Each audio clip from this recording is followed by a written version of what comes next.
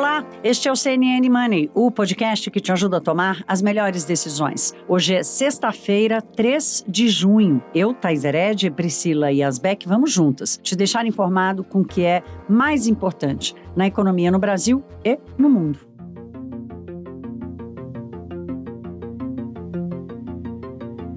Bom, chegamos em junho, tempo de festa junina aqui no Brasil, de fazer remendo de tecido xadrez na calça jeans, e parece que essa está sendo a inspiração do governo federal e do Congresso Nacional, fazer remendo. Vamos fazer remendo nas leis, nas regras, no sistema tributário, para arrumar um jeito de conseguir segurar os preços que estão sim em alta, os preços especialmente do combustível e da energia elétrica. O remendo mais recente é um que preocupa e muito, porque ele prejudica toda uma percepção de gestão do setor público ao longo dos próximos anos. Eu estou falando da calamidade pública, decretação de uma situação de calamidade pública no Brasil, que passou a ser uma opção no governo federal. É uma opção que dá um cheque em branco para o governo gastar, escapar dos limites do teto de gastos, da lei de responsabilidade fiscal, da meta fiscal, e aí sim criar subsídio, criar fundo de compensação. Só não pode fazer reajuste de salários, porque em estado de calamidade, usando crédito extraordinário para ter mais recursos, o governo não pode tomar nenhuma medida de caráter permanente, mas ainda assim gera uma percepção no mercado financeiro de que o fiscal vai sofrer mais um abalo estrutural importante. Nós ouvimos hoje mais cedo o Gabriel Barros, da Rio Asset. Ele lembra uma coisa importante, ele diz assim: agora que o fiscal está entrando numa dinâmica mais positiva, que surpreendeu positivamente, tem motivos mais negativos, como o aumento da arrecadação por causa da inflação, mas há sim um ganho fiscal aí que pode se transformar num ganho estrutural ao longo dos próximos anos. O Gabriel Barros chama atenção para isso, né? Logo agora, o próprio governo comemora a situação fiscal mais positiva, um estado de calamidade em que esse cheque em branco aparece na mesa do presidente da República e do Centrão. Isso pode gerar problemas lá para frente. Quem se opôs a esses gastos fora dos limites o tempo todo foi o ministro Paulo Guedes. O tal do subsídio, por exemplo, que inclusive foi apoiado pelo presidente do Banco Central, Roberto Campos Neto, o Paulo Guedes não quer saber, porque na cabeça dele a lógica é uma lógica histórica brasileira. Subsídio temporário no Brasil é remendo na calça jeans pro resto da vida. Nunca mais você consegue tirar. Como outras vezes já aconteceram, e estamos aí pagando mais de 350 bilhões de reais em desonerações tributárias, né, que prevêem aí subsídios para uma série de segmentos da economia que não fazem mais nenhum sentido e não têm a focalização necessária para quem realmente precisa. As apurações da Daniela Lima, do Caio Junqueira, do Gustavo Uribe, mostrando que, Paulo Guedes está sendo muito atacado e está perdendo força nessa batalha, porque as eleições estão chegando, e a pressão sobre o presidente da República, que continua em segundo lugar nas intenções de votos apresentadas pelas pesquisas, e o Paulo Guedes não consegue encontrar uma solução, né? Não tem mágica, não tem coelho, não tem cartola, para conseguir ter uma medida de efeito imediato que consiga segurar os preços. A apuração do Caio Junqueira mostrando que Paulo Guedes ficou incomodadíssimo com o fato de Roberto Campos Neto ter dito: olha, o subsídio funcionaria desde que ele fosse temporário. Não gostou. E o Uribe fez uma entrevista exclusiva com o ministro-chefe da Casa Civil, ministro Ciro Nogueira, que é um dos caciques do Centrão. A fala dele é interessante porque traz a dualidade da natureza política, né? A gente não quer, mas quem sabe, se a situação pedir, a gente pode fazer o decreto de calamidade. Nós vamos trazer esse trechinho aqui do Ciro Nogueira para vocês e seguimos no assunto. A população está sofrendo hoje. Eu não vejo necessidade desse estado de calamidade atualmente. Mas se chegar ao ponto de uma situação como essa, nós teremos que decretá-la, mas eu espero que isso não seja necessário. Bom, quem viver verá, né? Qual a solução política que vai ser dada para isso? O fim de semana está chegando, mas não segura a política. O tempo ruge e a Sapucaí é grande, como dizia o personagem da novela dos anos 90. E numa outra frente, com outros personagens dessa novela, continua a discussão sobre a cobrança do ICMS sobre combustíveis. O ministro do Supremo Tribunal Federal, André Mendonça, chamou aquela audiência de conciliação, estava lá Arthur Lira, presidente da Câmara, presidente do Senado Rodrigo Pacheco, gente do governo federal, secretários estaduais, gente do Ministério da Economia, para tentar encontrar uma solução. E o André Mendonça deu até o dia 14 de junho para que eles apresentem uma saída, uma solução para o cumprimento, inclusive, da lei, né, que foi aprovada no Senado, que prevê a monofasia, prevê uma alíquota única para o ICMS. Isso é uma coisa. A outra coisa é o projeto que está agora no Senado, para tratar como essencialidade os combustíveis, energia elétrica, transportes e telecomunicações, e há uma negociação em jogo também, os governadores ganhando espaço nessa negociação, os senadores já dizendo, olha, um dos pedidos dos governadores, por exemplo, adia, faz uma coisa gradual, não vem de uma hora para outra e baixa a alíquota para 17%. Se for gradual, não precisa o governo dar compensação. Então, a negociação no Senado continua, e no final é tudo a mesma coisa, tudo combinado, nada resolvido, negociação no Senado, para a essencialidade dos bens e produtos, que vão passar a ter um ICMS bem menor, e nas mãos do André Mendonça esse prazo até 14 de junho para decidir o valor da base tributária do ICMS. Então, tem várias frentes aí, vamos acompanhar, quem viver verá, quem vai vencer essa batalha, né? Se vai ser a cartada final da calamidade pública ou não. Bom, e no meio desse vai e vem, né, Thaís, de projetos, tentativas de segurar os preços, responder com a política por esse aumento, né, porque ninguém quer ficar com essa conta em ano de eleição, o que acontece é que a economia vai mostrando sinais de desaceleração. Então, ontem saiu o PIB, que subiu 1% no primeiro trimestre, um pouco abaixo da expectativa do mercado, que era de um crescimento de 1,2%. E aí, o que os economistas disseram no geral é como veio uma aceleração em relação ao crescimento de 0,7% do quarto trimestre, dá para comemorar, foi um bom resultado, porém, já dá alguns sinais de que o momento é desafiador e de que a desaceleração vem adiante, né? Então, a expectativa de vários economistas é que esse PIB do primeiro trimestre, que vem muito puxado por recuperação da economia, por causa da reabertura plena das atividades, que ainda não tinha acontecido tanto, em primeiro trimestre aconteceu de uma forma mais abrangente, o que eles dizem é que esse PIB do primeiro trimestre, ele vai segurar o resultado do ano todo de 2022. Mas, como ele veio abaixo do esperado, talvez ele segure um pouco as expectativas daqueles economistas que estavam mais otimistas, estavam achando que o PIB ia crescer acima de 1,5%, estavam começando a revisar a perspectiva para 2%. Talvez isso segure um pouco as expectativas. O grande destaque foi o setor de serviços, o que é reflexo dessa reabertura das atividades. Indústria ficou estável, agronegócio caiu por causa de quebra de safra. Um outro destaque negativo também foi a formação bruta de capital fixo, que são os investimentos das empresas, mas veio uma queda forte depois de uma forte alta no ano passado, mas quando os dados são olhados aí num conjunto, eles trazem, então, esses sinais de alerta, né? Um PIB muito puxado pelos serviços, por essa reabertura, mas até quando essa reabertura vai ajudar a nossa economia, né? E aí o Gabriel Barros, da Rio Asset, conversou com a gente, e aí o que ele falou é que, de fato, essa desaceleração, ela tá sendo sentida, e que quando essa recuperação pós-pandemia não, né? Mas quando essa recuperação que veio mais forte de reabertura de atividades, ela parar de ajudar a nossa economia, que aí sim a economia vai responder pelos próprios fundamentos. E daí, quando ela responder pelos próprios fundamentos, aí sim, talvez o PIB se enfraqueça e a gente veja um crescimento mais baixo. A gente vai ouvir, então, um pouco do que ele falou e como que isso que ele fala, né, a análise que ele faz do PIB tem tudo a ver com o momento que a gente está vivendo. Então, são sempre respostas emergenciais da política, tentativas às pressas de resolver problemas que são estruturais e que não vão ajudar a nossa economia a crescer muito mais do que o que a gente está vendo, algo perto aí de 1%. Vamos ouvir o que o Gabriel disse. O Brasil, infelizmente, a gente tem um potencial de crescimento muito baixo, né, entre 1,5% nas minhas contas. Tem gente que discorda de mim, acha que o crescimento potencial do Brasil é de pelo menos 2%, eu acho que não. A gente desperdiçou o bônus demográfico, né, acabou em 2018. O bônus demográfico, que é quando a taxa de crescimento de jovens, né, roda acima do número de idosos, isso empurra a economia, né, facilita o crescimento do PIB. A gente não tem mais esse vento de cauda. É muito mais difícil o Brasil crescer agora sem o bônus. Então vai precisar de produtividade. E aí, quando a gente fala de produtividade, tem uma agenda que é super importante, que vocês começaram a pincelar ela no começo do programa, que é a parte da reforma tributária / fiscal. A reforma tributária tem diversos estudos empíricos que mostram que uma boa reforma tributária, ela consegue aumentar o investimento em pelo menos 40% em 8 anos.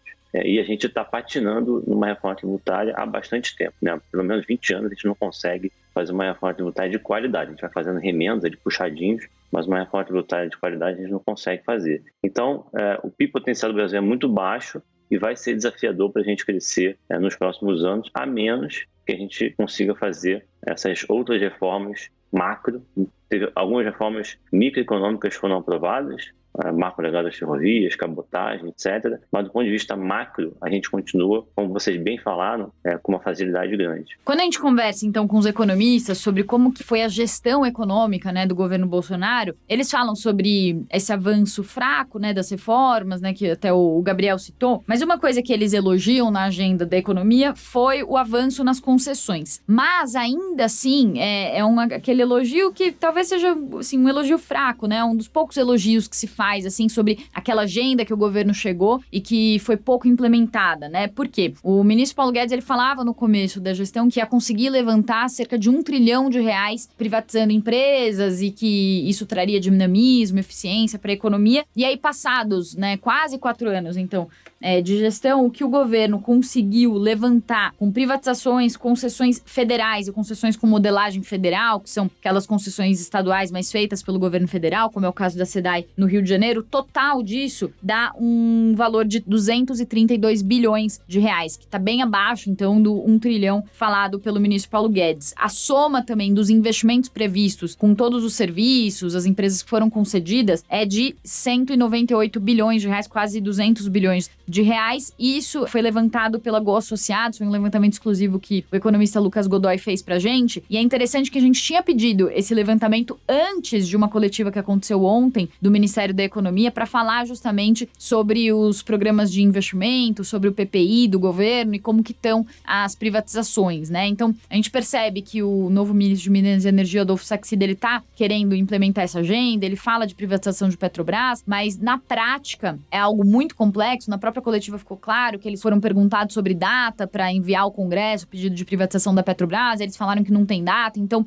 dá para perceber que é algo que fica mais na retórica do que tá acontecendo na prática. Mas sobre essa agenda de concessões, queria chamar a Thaís pra gente comentar aqui, porque tem esse saldo, né, Thaís, que acho que, não sei se os economistas que você conversa também falam isso, né, que concessões avançaram mais que privatizações, talvez seja um dos pontos aí de maior mérito do governo atual, né, seja essa agenda de concessão com o marco do saneamento, marco das ferrovias, leilão do 5G, né, esses são alguns rodovias federais, né, então a Rio Santos, a Dutra, né, então foi uma agenda que caminhou, mas muito aquém do que estava previsto. E tem uma diferença, né, Thaís, também, entre o número que o governo fala, né, sobre investimentos e sobre concessões e esse número que a gente obteve aí nesse levantamento da Go Associados. Bem, essa diferença, ela está basicamente no que considerar como um investimento que realmente vai provocar mudanças imediatas na economia. O Lucas Godoy, da Go Associados, chama atenção para o volume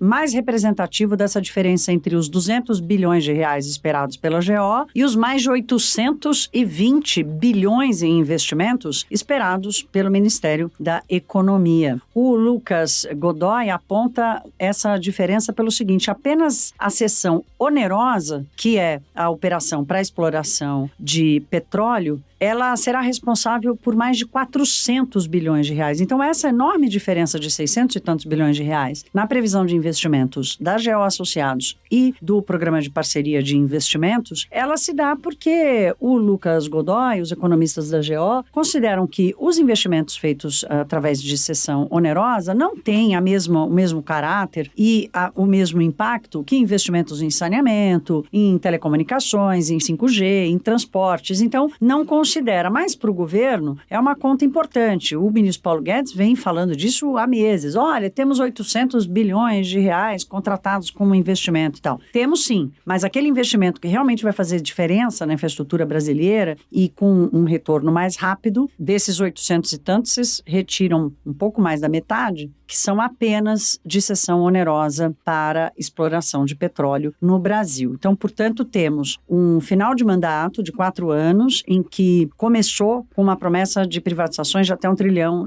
O primeiro sinal de que esse gato tinha subido no telhado foi a saída de Salim Matar. Veio para o governo para ser secretário de desestatização e saiu dizendo isso: olha, não dá. o governo não quer, a máquina pública não quer privatizar, então eu vou embora. Depois dele, tantos outros foram saindo porque perceberam que essa era uma agenda que não ia andar. Uma agenda que é, inclusive, discutida pelo próprio presidente Bolsonaro. Então, a discussão ela é válida porque o Brasil continua apresentando uma carteira enorme de investimentos. O Brasil tem muitas oportunidades de investimento e de negócios aqui na área de infraestrutura, especialmente, onde concessões e privatizações têm muito a apresentar. E, como eu costumo dizer, o Brasil é inevitável. Os grandes players internacionais e mesmo nacionais que querem escala de investimento e de negócios têm que vir para o Brasil. Agora, quando isso vai acontecer, se a macroeconomia vai atrapalhar, se a política vai adiar, aí já são outros 420 bilhões.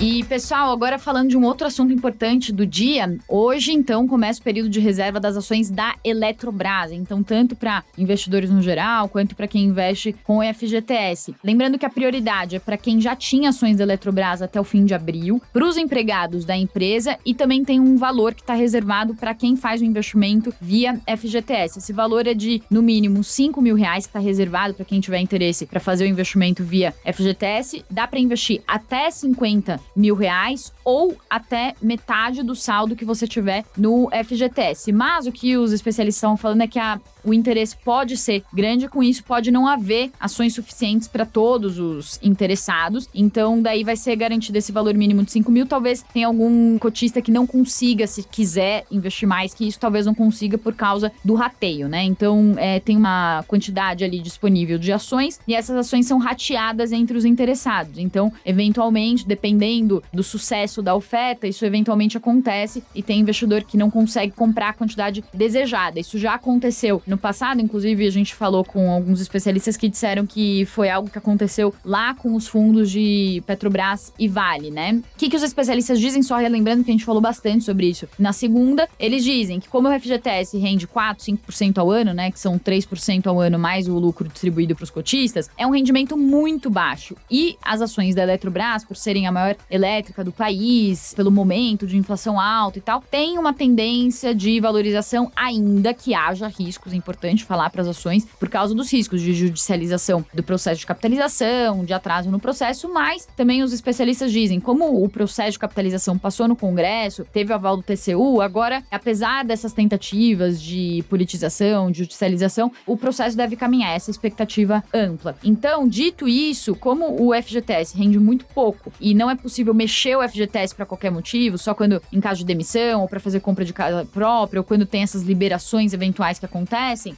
o que os economistas dizem é que faz sentido sim tirar o dinheiro do FGTS para colocar na Eletrobras, porque é uma ação que tende a se valorizar no longo prazo, ainda que passe por turbulências, talvez no curto e no médio prazo, mas em longo prazo é uma ação que tende a se valorizar. E aí, só para dar um exemplo, por exemplo, do que aconteceu com as ações da Vale, da Petrobras, desde quando surgiu o fundo que possibilitou investir o FGTS nas ações da Petrobras, por exemplo, as ações renderam lá perto dos anos 2000, as ações renderam de lá para cá mais de 1.200%. Para comparar, o FGTS rendeu 152%. Então, são ações defensivas, consideradas defensivas pelos especialistas, que têm receitas já previsíveis, receitas atreladas à inflação. Então, são papéis, né, ações, ativos que são considerados sólidos, né, olhando para o longo prazo. É por isso que eles falam que vale a pena. Difícil encontrar um especialista que fale que não vale a pena. O que eles dizem, só para tomar cuidado, é que quem tem alguma previsão, por exemplo, vai comprar um imóvel em breve, ou talvez, né, esteja um pouco inseguro com o emprego e tudo, nesse caso aí talvez não vale a pena tirar o dinheiro e colocar nas ações, porque se as ações caírem aí num futuro próximo, a pessoa precisar do dinheiro, ela não vai ter disponível. Mas então tá aí um panorama sobre Eletrobras. E aí, para finalizar, falando sobre mercados no geral, a gente passou então por ações da Eletrobras, que são um dos grandes destaques do dia. A gente tem então os mercados aí de olho nos dados de emprego dos Estados Unidos que saem hoje. Se os dados vierem fortes, eles vão mostrar que a economia americana está aquecida, podem gerar uma pressão para o Fed, para o Banco Central Americano, ser mais agressivo com juros, e isso afeta muito as bolsas. Então o mercado vai ficar bem de olho nesse dado do payroll que sai hoje, porque no começo da semana saíram dados fortes da economia americana, que daí já geraram uma pressão sobre juros no começo da semana. Então, a ver como que ficam esses dados hoje, que vão calibrar um pouco dessas expectativas. E aí, essas expectativas, né, estão aí batendo no mercado já há algum tempo, a gente fala disso quase diariamente, claramente essas expectativas de juros altos e estão batendo já muito também no temor de recessão. E aí, para finalizar esse comentário de mercados aqui, ontem o CEO do JP Morgan, eu falei aqui, chegou a falar que tá vindo, né? Ele falou anteontem, né? Mas a gente trouxe aqui ontem, que ele falou que tá vindo um furacão no mercado, né? Que não se sabe se é uma tempestade Sandy, como que é essa tempestade, mas que seria um furacão, né? Então, ele subiu o tom para falar de como que a situação tá complexa no mercado, na economia. E aí, ontem, o presidente do Goldman Sachs se juntou ao presidente do JP Morgan. A gente tá falando de dois dos maiores bancos do mundo, né? E aí, o CEO do Goldman Sachs disse que esse é um dos momentos mais complexos, se não o mais complexo de toda a carreira dele. Então, esse é o tamanho do drama, né, que os mercados globais estão vivendo nesse momento. Bom, a gente não é tango argentino, mas não temos como escapar desse baile internacional, né? Por mais que a gente tente andar no contrapé, de qualquer forma, vamos entender como é que esse furacão ou esse tempo tão complexo vai chegar aqui no Brasil. Por enquanto, nesse primeiro semestre, como nós vimos aqui, a Priscila trouxe os dados e tal, nesse primeiro semestre a coisa está andando com mais ritmo e mais intensidade. Terminamos a semana com essa visão, inclusive sobre o mercado de trabalho, mas há muita incerteza ainda sobre a manutenção dessa toada, né? Vamos entender mais pra frente. Você nunca vai perder nada, porque aqui no CNN Money a gente não deixa você ficar desinformado. Se cuidem nesse fim de semana, um beijo e até a próxima. Tchau!